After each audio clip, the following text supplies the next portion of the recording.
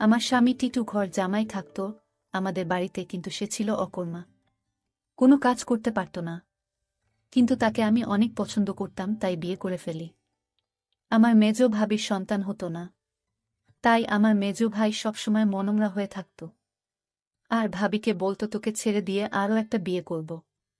কিন্তু হঠাৎ একদিন রাতে লক্ষ্য করলাম আমার স্বামী টিটু মেজ ভাবির ঘর থেকে বের হচ্ছে। তার কিছুদিন পর ভাবি মহতে যাচ্ছে। আমি তা শুনে আমার মাথা ঘুরে গেল। তাহলে কি আমার স্বামী ভাবিকে? তাহলে মূল ঘটনাটা খুলে বলি।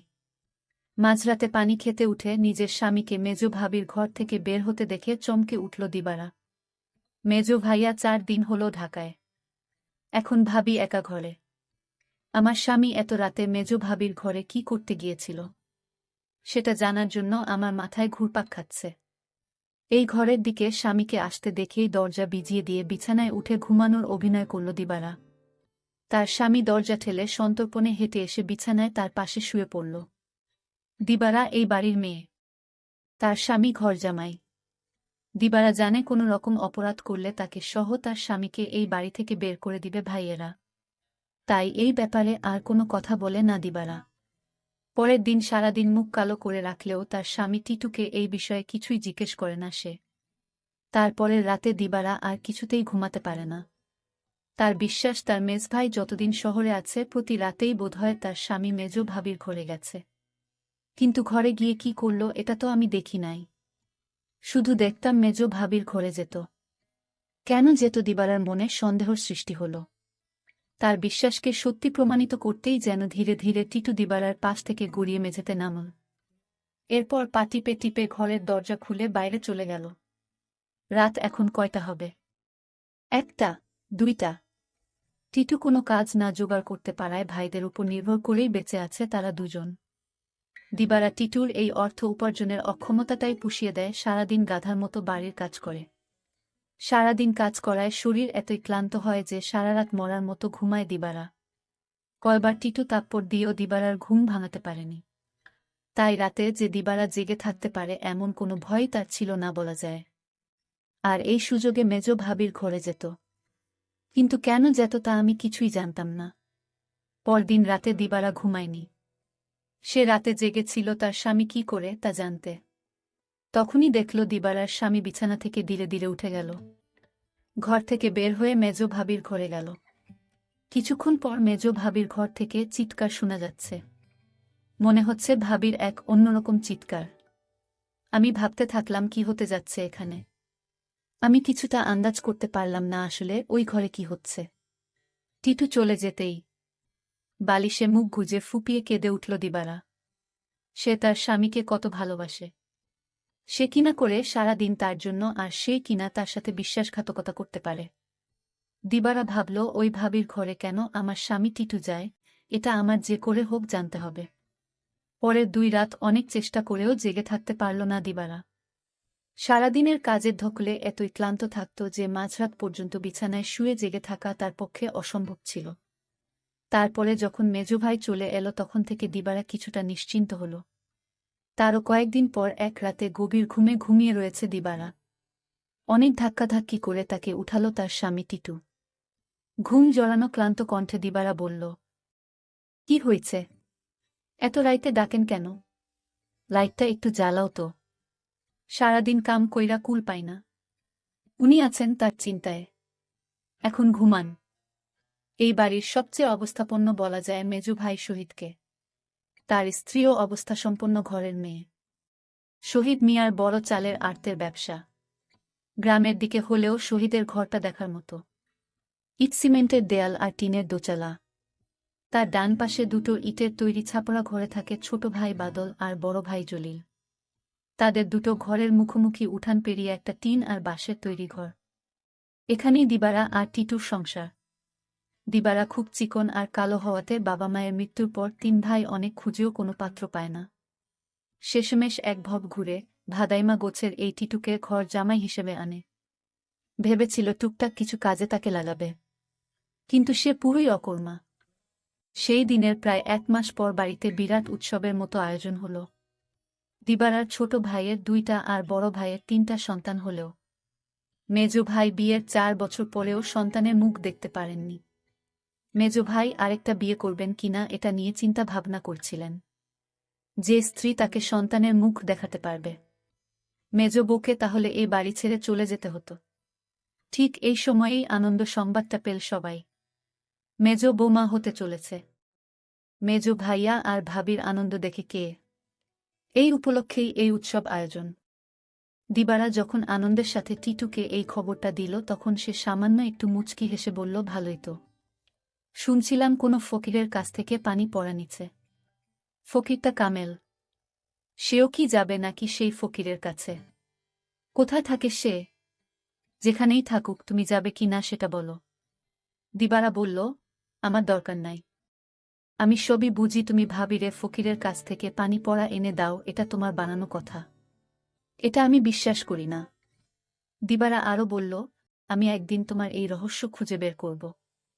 আর যেদিন তুমি ধরা পড়বে সেদিন বুঝতে পারবে তোমার কি অবস্থা হয়। টিটু তখন বলেছিল, তুমি আমারে বিশ্বাস করো না।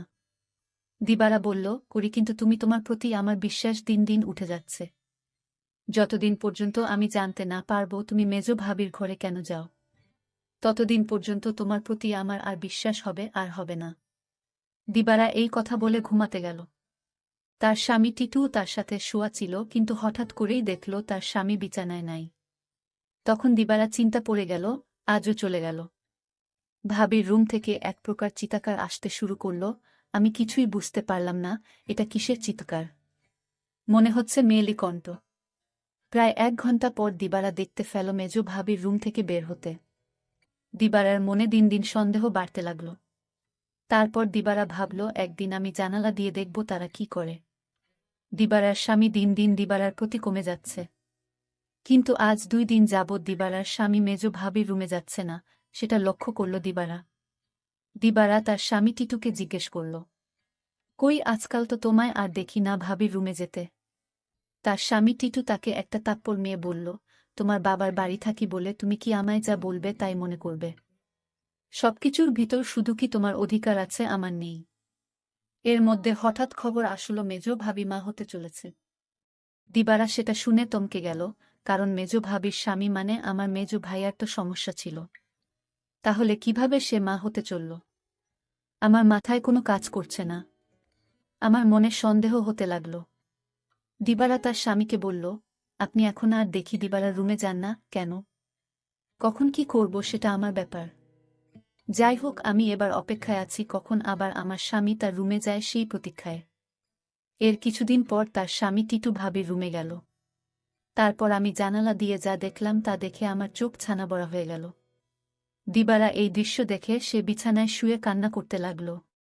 ঠিক তখনই আমার স্বামী টিটু আমার রুমে এসে পড়ল আর আমায় বলতে লাগল, আরে শাহানা, লাইট জ্বালাও না, দেখ কি দেই।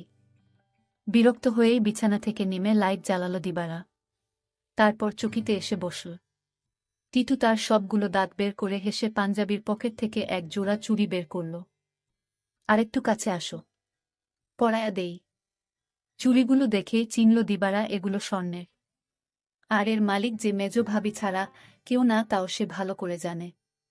সে ভয়ে ভয়ে ফিসফিস করে বলল, এগুলা তো মেজ ভাবির। তুমি পাইলা কই? আরে ভয় পাইও না, চুরি করি নাই।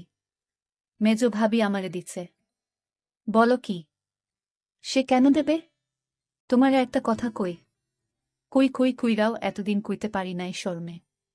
ভাবছিলাম তুমি আমারে ভুল বুঝবা, কিন্তু তোমারে আমি কি কিছু গোপন করি বলো। ভুল বুঝো না বউ। মেজ ভাই এইবার ঢাকায় যাওয়ার পর কয়রাত আমি মেজ ভাবির ঘরে গেছিলাম। টিটু আবার বলল, মেজ ভাই ঢাকা যাওয়ার পরে মেজ ভাবির কয় রাত খুব জ্বর হয়েছিল, কিন্তু তার যত্ন করার মতো কেউ ছিল না। তাই ভাবি কইল, দেখ টিটু, তোরে আমি ভাইয়ের মতোই দেখি। আমার সারাদিন ভালো লাগে, খালি একটু দুর্বলতা থাকে, কিন্তু রাত হইলেই জ্বর বাড়ে। তুই কি রাইতে আইসা আমার মাথায় একটু পানি ঢালতে পারবি? দিবারা অবাক হয়ে বলল, আমারে কইতে পারত। ছোট ভাবি, বড় ভাবি আছে, তোমারে কইল কেন? আমারে সারা দিনে জ্বরের কথা একবারও কইল না। টিটু মুখটাকে মলিন করে বলল, দেখলা, সব আমার কপালের দোষ। আমি জানতাম তুমি আমারে সন্দেহ করবা। আমি কি আর মাইনষে বিশ্বাস পাওয়ার যোগ্য? দিবারা এবার কাঁদো কাঁদো হয়ে বলল, না গো, আমি ওইটা বলি নাই। আমি তোমারে বিশ্বাস করুম না তো কারে করুম কও? তুমি ছাড়া আমার আর কেরা আছে? তুমি আমারে ঠকাইবা ফিরিসতা আইসা কইলেও বিশ্বাস করুম না। এই না হইলে আমার বউ। শুনো, ভাবিরে কইলাম দিবারারে পাঠায় দিবনে। ভাবি কইল, আহা, বেচারি সংসারটার লাইগা কাজ কইরা সারাদিন মরতাছে, তারে আবার রাইতে ত্যাক্ত করা কেন? দিবারা জানে যে আমি তোমারে ভাই মানি। তুমিই আইসো। দিবারা কিছুই মনে করবে না জানলেও। ওর মন এত নষ্ট না। তবুও আমি তোমারে কিছু কই নাই ডরে। তাছাড়া বুঝি তো পরের বাড়িতে থাকি। বেশি তর্ক মানায় না। এই জন্যই আমি তোমার ভাবির রুমে গেলাম চুপি চুপি। কারণ রাতে তোমার ভাবির মাথায় পানি না দিলে কি তখন জ্বর ছাড়ত?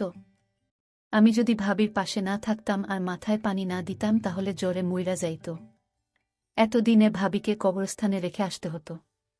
দিবারা তখন বলল, সবই বুঝলাম, কিন্তু একটা বিষয় আমার মাথায় ঢুকছে না। টিটু বলল, কি কথা তোমার মাথায় ঢুকছে না আমারে বলো। দিবারা তখন বলল, আমার মেজু ভাইয়ের সমস্যা ছিল, কিন্তু সে কিভাবে মা হতে চলেছে। আর ভাবির ঘর থেকে কিসের আওয়াজ আসত। টিটু তখন বলল, তুমি দেখি আবার আমাকে সন্দেহ করতেছ। এই সন্দেহটা তোমাকে দূর করে দেই। তোমার মেজো ভাবি একদিন আমায় বলল, আমার সংসারটা মনে হয় টিকবে না। আমি বলেছিলাম, কেন টিকবে না? কারণ আমার কোনো সন্তান নেই। তাই স্বামী আরেকটা বিয়ে করতে পারে বলে আমায় বলল। আর তখনই আমি বলেছিলাম, তোমার ভাবিকে শোনো, তুমি কিছু চিন্তা করো না, আমি সব ব্যবস্থা করতাছি। আমি তখন এক ফকির বাবার কাছে গেলাম। ভাবির সমস্যাগুলো খুলে বললাম। ফকির বাবা বলল, আমি তোমায় এক গ্লাস পানি পড়া দিব। সেটা 2-3 ফুটা করে সপ্তাহখানে খেতে হবে। তাও নিজ হাতে খেলে হবে না, তার স্বামী তাকে কাওয়াই দিতে হবে। তখন তো বড় ভাই বাড়িতে ছিল না। আমি কোনো উপায় না পেয়ে এক গ্লাস পানি পড়া নিয়ে আসলাম। আর এই ফকির বাবার পানি পড়া খেয়ে আল্লাহর রহমতে সে সন্তান লাভ করেছে, বুঝলে এবার দিবারা। আর তোমার ভাবির ঘর থেকে যে শব্দ আসত সেটা ছিল এলইডির শব্দ। তুমি তো শুধু শুধু আমায় সন্দেহ করতে। দিবারার চোখ ভিজে উঠে। আহা, তার এই স্বামীকে আর ভাবিকেই নাকি সে ভুল বুঝেছে। কি বাজে চিন্তাই না করেছে সেই রাতে তার স্বামীকে ভাবির ঘর থেকে বের হতে দেখে। সে সিদ্ধান্ত নেয় তার সহজ সরল এই স্বামীকে আর কোনোদিন সন্দেহ করবে না সে। টিটু বলল, আমি সেবাযত্ন করাতেই তো ভাবি সুস্থ হইয়া গেল। তাই তো খুশি হইয়া দিল এই চুরি জোড়া, কইল দিবারারে দিও। তবে দিনের বেলা এটা পইর না, সাহানা। বুঝি তো পরের ঘরে থাকি, 5 লোকে 5 কথা কইব।